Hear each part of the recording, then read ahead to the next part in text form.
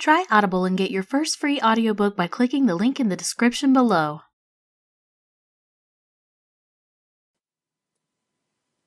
Read and recorded by William Kuhn. March 2006. A Psychological Shipwreck by Ambrose Bierce.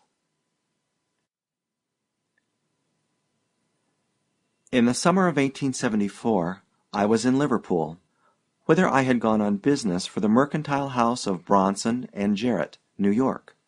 I am William Jarrett. My partner was Zenas Bronson. The firm failed last year, and, unable to endure the fall from affluence to poverty, he died. Having finished my business, and feeling the lassitude and exhaustion incident to its dispatch, I felt that a protracted sea voyage would be both agreeable and beneficial. So instead of embarking for my return on one of the many fine passenger steamers, I booked for New York on the sailing vessel Morrow, upon which I had shipped a large and valuable invoice of the goods I had bought. The Morrow was an English ship, with, of course, but little accommodation for passengers, of whom there were only myself, a young woman, and her servant, who was a middle-aged negress.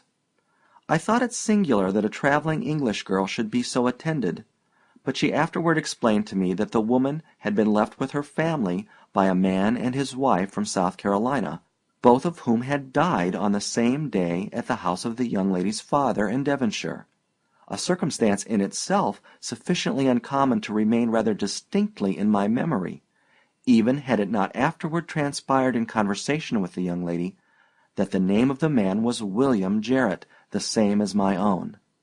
I knew that a branch of my family had settled in South Carolina, but of them and their history I was ignorant. The Morrow sailed from the mouth of the Mersey on the 15th of June, and for several weeks we had fair breezes and unclouded skies.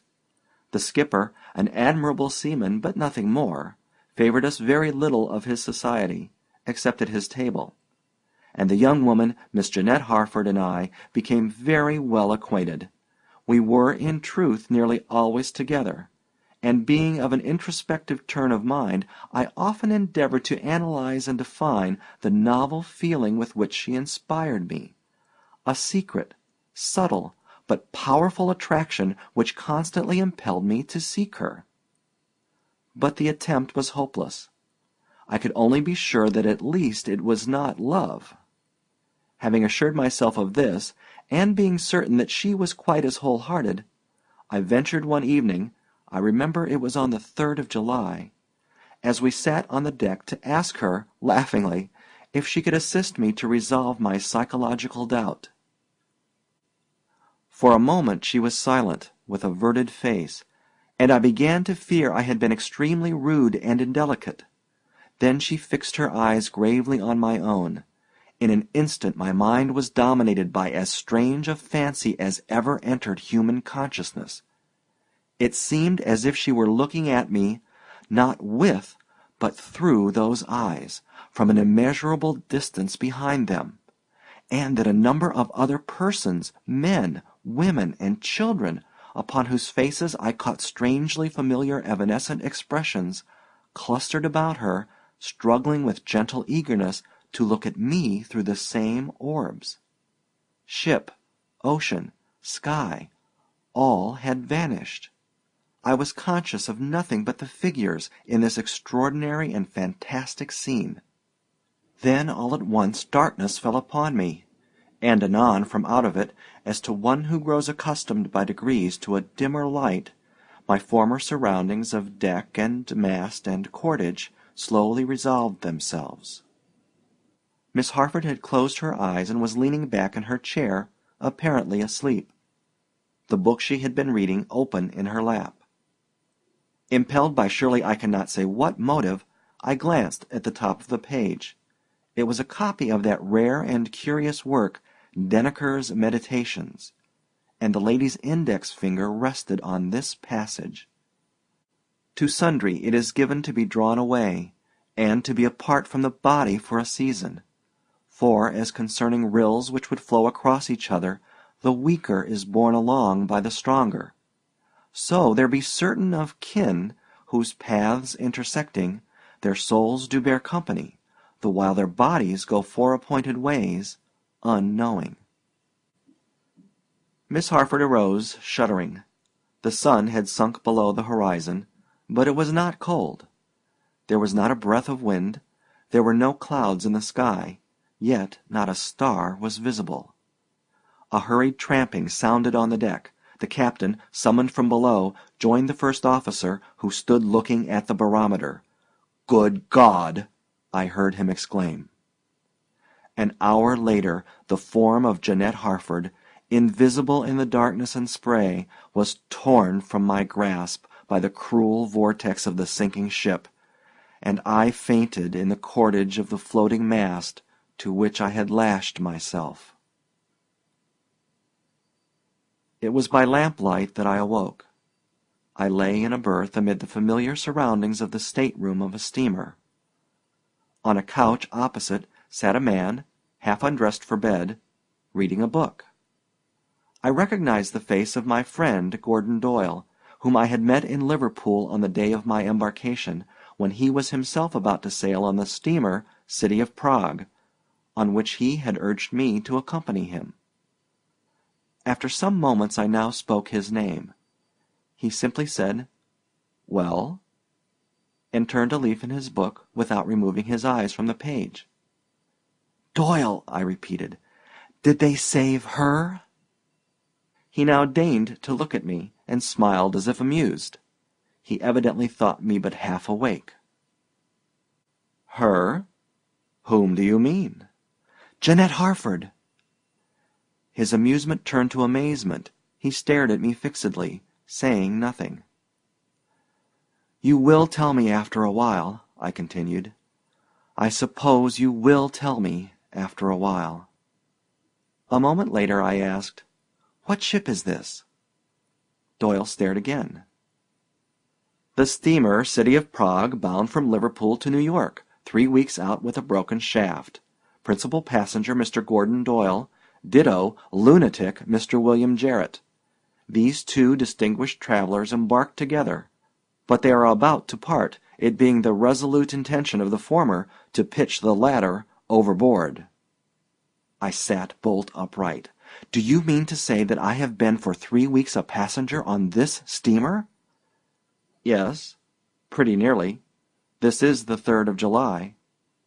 "Have I been ill?" "Right as a trivet all the time, and punctual at your meals." "My God, Doyle, there is some mystery here. Do have the goodness to be serious. Was I not rescued from the wreck of the ship Morrow?" Doyle changed color, and, approaching me, laid his finger on my wrist. A moment later, "What do you know of Jeanette Harford?" he asked very calmly. "First tell me what you know of her." Mr. Doyle gazed at me for some moments as if thinking what to do.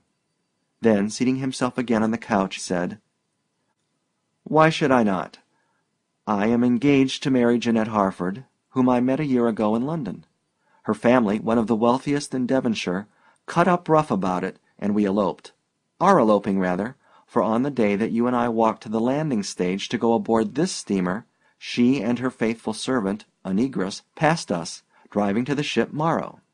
She would not consent to go in the same vessel with me, and it had been deemed best that she take a sailing vessel in order to avoid observation and lessen the risk of detection.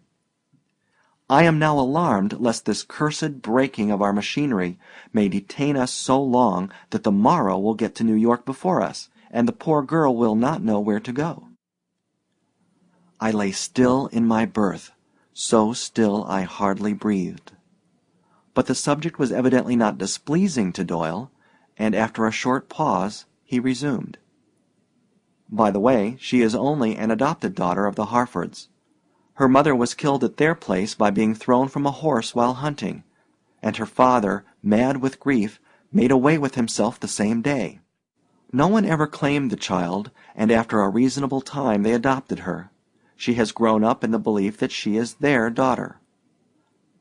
"Doyle, what book are you reading?" "Oh, it's called Denneker's Meditations. It's a rum lot. Jeanette gave it to me. She happened to have 2 copies. Want to see it?"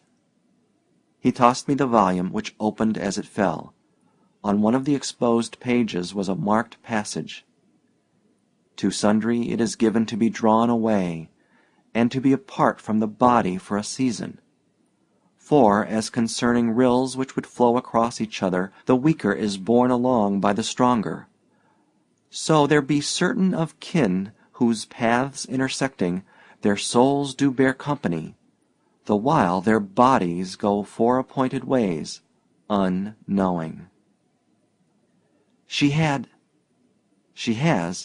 a singular taste in reading," I managed to say, mastering my agitation. "Yes." "And now perhaps you will have the kindness to explain how you knew her name and that of the ship she sailed in." "You talked of her in your sleep," I said. A week later we were towed into the port of New York. But the morrow was never heard from. End of A Psychological Shipwreck by Ambrose Bierce.